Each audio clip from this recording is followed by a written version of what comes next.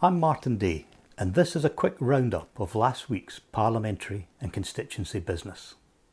The week began on Monday with an online meeting with the Federation of Sub-Postmasters, alongside whom I'm pressing the UK Government to extend the subsidy payment to the Post Office network, followed by a parliamentary question on asylum accommodation.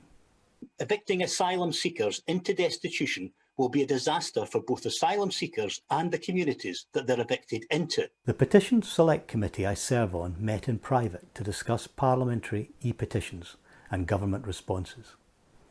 Public debates on the e-petitions will begin again from Monday. Having not received any response from PM Johnson on the 1950s born women's pension issue, I had to write to him about the detriment and hardship again. The most significant business in Parliament this week was the UK Internal Market third reading. Throughout the passage of this bill, they have voted down and ignored anyone and everyone who has sought to defend devolution and uphold international law.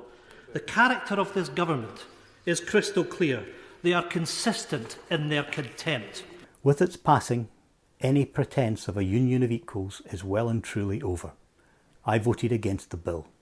I received notification of the TSB closing all their branches in the constituency. Clearly the industry access to banking protocol is not worth the paper it's printed on. I've called on the TSB to rethink these decisions. During the statement on the 10 p.m. curfew, I queried what happens next if the rules aren't complied with. Let's head up to Scotland with SNP spokesperson Martyn Day. Thank you, Mr. Speaker.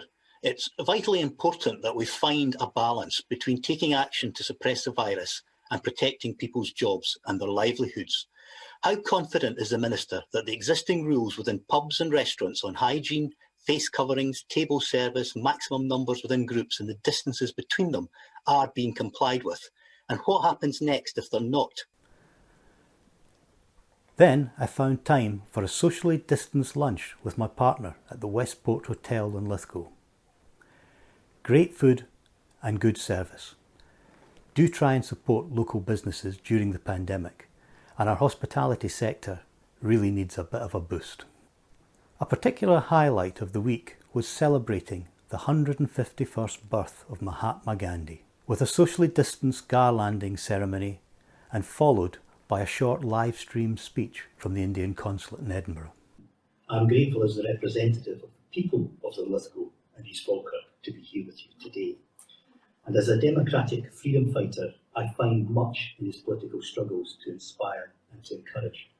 The concept of non-violent power and genuine decency underlying political discourse would be an outstanding legacy in its right for anyone.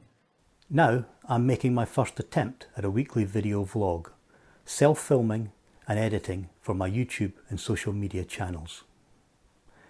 Do check my website to download my newsletter and visit my social media sites for regular updates.